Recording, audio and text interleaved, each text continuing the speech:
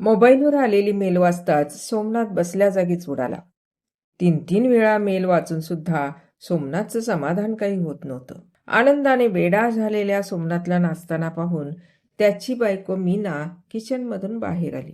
"अहो, असं काय करताय? हे वय काय तुमचं नाचण्याचं? वेडबीड लागलंय काय तुम्हाला?" "हो, वेड लागलंय आणि तुला सुद्धा लागेल," असं म्हणत सोमनाथनं मोबाईल मीनाच्या समोर धरला. मीनाला काहीच कळेना. "अहो, मोबाईल काय दाखवताय? मला नीट समजेल असं सांगा." "अगं, बक्षीस लागलंय 5,00,000 पौंडाचं. आपण अब्जोपती झालोय, अब्जोपती." आपला पती बहुतेक खरंच वेडा झालाय असं मीनाला मनातून वाटलं. 4 महिन्यापूर्वी नोकरी सुटलेली. कंपनीनं चोरीच्या प्रकरणात गुंतवून सोमनाथला बाहेरचा रस्ता दाखवल्यानंतर सोमनाथ थोडासा सैरभैर झालेला. 2 मुलांचे शिक्षण आणि संसार कसा चालवायचा या विवंचनेत मीना असायची. सोमनाथ कंपनीची नोकरी सुटल्यापासून घरीच बसून, त्यामुळे बिचारी मीनाची ओढाताण व्हायची. त्यातच आता नवरा अब्जोपती झालाय सांगून नाचतोय बोलल्यावर तिला वेड लागायची पाळी आली. सोमनाथला पाण्याचा ग्लास आणून देत, "नीट समजेल असं सांगा," असं म्हणून मीनानं त्याला सोफ्यावर बसवलं. "अमेरिकन कंपनीनं माझा मोबाईल नंबरची निवड केली असून आपल्याला 5,00,000 पौंडाचं बक्षीस लागल्याचा मेल पाठवलाय," असं सोमनाथ सांगत होता. परंतु मीनाच्या पचनी काय पडत नव्हतं. आपल्या नवऱ्यानं एवढा काय पराक्रम केलाय की त्याला बसल्या जागी अमेरिकन कंपनीनं एवढं बक्षीस दिलंय. याचा विचार करत मीना किचनमध्ये गेली. तिच्या पाठोपाठ सोमनाथ किचनमध्ये आला. तिला मिठीत घेत, "अगं राणी, खरंच बक्षीस लागलंय. आता दारात गाडी, तुला दागिने, नुसतीच मौज मजा करायची."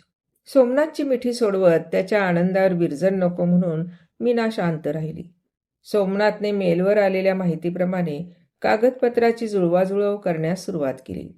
अमेरिकन कंपनीने दिल्लीतील बँक शाखेचा खाते क्रमांक देऊन त्यावर 2,500 रुपये भरण्यास सांगितले होते. त्याप्रमाणे 2,500 रुपये सोमनाथनं जमा केले. अमेरिकन कंपनीने तात्काळ पैसे खात्यात जमा झाले असून बक्षिसाची रक्कम तुमच्या खात्यात जमा करण्याची कार्यवाही सुरू झाली आहे, असा मेलवर संदेश पाठवला.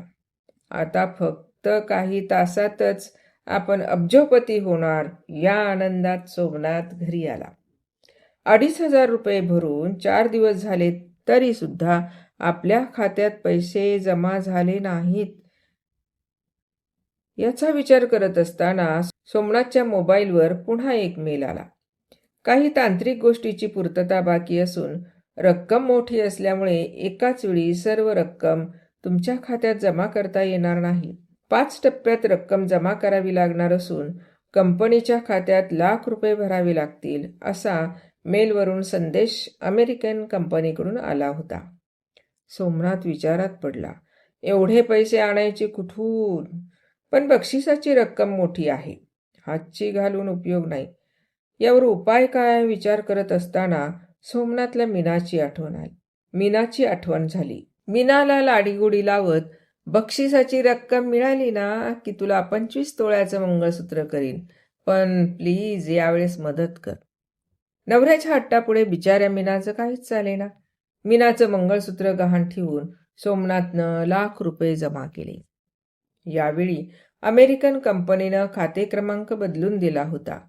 लाख रुपये सोमनाथनं कंपनीच्या खात्यात भरल्यानंतर सोमनाथच्या मोबाईलवर पुन्हा अभिनंदनाचा संदेश आला. कंपनीच्या संचालकांनी सोमनाथला मेल पाठवून बक्षिसाची रक्कम लवकरच तुमच्या खात्यात जमा होईल याची हमी दिली होती. सोमनाथ दररोज ATM मध्ये जाऊन खात्यावरचा बॅलन्स तपासत होता, पण 1 रुपयाची वाढ होत नव्हती. महिना उलटत आला तरी बक्षिसाची रक्कम जमा होत नसल्यामुळे सोमनाथने कंपनीच्या संचालकांना मेल पाठवून विचारणा केली. त्यानंतर काही मिनिटातच सोमनाथला कंपनीच्या मेलवरून संदेश आला. भारतीय रकमेनुसार बक्षीस करोडोच्या घरात असून त्यावरील कर, इतर बाबींची पूर्तता करण्यासाठी 5,00,000 रुपये भरावे लागतील. कंपनीकडून आलेला संदेश वाचून सोमनाथ विचारात पडला. 5,00,000 रुपये कुठून आणणार? बक्षीस तर हातातून घालवायचे नव्हते. रात्रभर या कुशीवरून त्या कुशीवर तळमळत सोमनाथ विचार करत होता. सोमनाथची अवस्था पाहून न राहवून मीना उठली. अहो जाऊ द्या 5 लाख पाऊंड. आहे त्यात सुखी आहे मी. तुम्ही नाद सोडा बक्षिसाचं. पण अब्जोपती होणार या नादाने पछाडलेला सोमनाथ मीनाला दटावत, तू झोप, माझं मी बघून घेईन. सांगताच बिचारी तोंड फिरून झोपी गेली. सकाळी उठताच सोमनाथनं कपाटात शोधाशोध सुरू केली. अहो काय शोधताय? मीनाचा आवाज ऐकून सोमनाथ गडबडला. काही नाही, जमिनीचे कागदपत्राची फाईल शोधतोय. बक्षिसासाठी सैरभैर नवरा आता जमीन पण विकणार या विचारानं मीनाचं टेन्शन वाढलं. अहो तेवढीच काय ती शेतजमीन शिल्लक आहे, ती तरी राहू द्या, असं मीनानं सांगताच सोमनाथ भडकला. माझी जमीन आहे, वाट्टल ते करीन, असं म्हणत दोघांमध्ये कडाक्याचं भांडण झालं. रागाच्या भरात सोमनाथनं मीनाच्या अंगावर हात उगारला. सोमनाथचा अवतार पाहून मीनानं माघार घेतली. खटपटी करून सोमनाथनं शेती विकली. 5 लाखाची सोय झाली असा मेल सोमनाथने कंपनीच्या संचालकांना पाठवला. पुन्हा नवीन खाते क्रमांक कंपनीकडून सोमनाथला देण्यात आला. सोमनाथने 5 लाख भरल्यानंतर पुन्हा कंपनीच्या संचालकांनी सोमनाथचे अभिनंदन करणारा मेसेज पाठवला. आठवडाभरात बक्षिसाची रक्कम खात्यावर जमा होईल याचं आश्वासनही दिलं. आठवडा होऊन गेला तरी अमेरिकन कंपनीकडून काहीच संदेश नाही. आणखी थोडी वाट पाहू अशी स्वतःची समजूत घालत सोमनाथनं महिना घालवला. शेवटी पुन्हा कंपनीच्या मेलवर सोमनाथनं बक्षिसाची रक्कम अद्याप जमा झाली नसल्याचा संदेश पाठवला. यावेळी कंपनीच्या आणखी एका नवीन संचालकाने बक्षिसाचा ड्राफ्ट तयार असून खात्यात जमा करण्यात येईल, त्यासाठी बँकेची फी म्हणून 2 लाख जमा करा असा संदेश सोमनाथच्या मेलवर पाठवला. पुन्हा 2 लाख कुठून आणायचे? सोमनाथचं डोकं गरगरायला लागलं. नक्कीच काहीतरी काळबेरं आहे याची शंका सोमनाथच्या मनात आली. आपली फसवणूक होते. मीना सांगत होती तिचं ऐकलं असतं तर ही वेळ आली नसती. या विचारानं सोमनाथ मटकन खाली बसला. काही झालं तरी कंपनीला धडा शिकवायचाच या विचाराने सोमनाथने पोलीस ठाणे गाठले.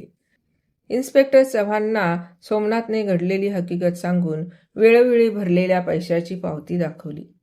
इन्स्पेक्टर चव्हाणांनी कपाळावर हात मारून घेत, अहो तुमच्यासारखे सुशिक्षित कसे बळी पडतात या प्रकाराला?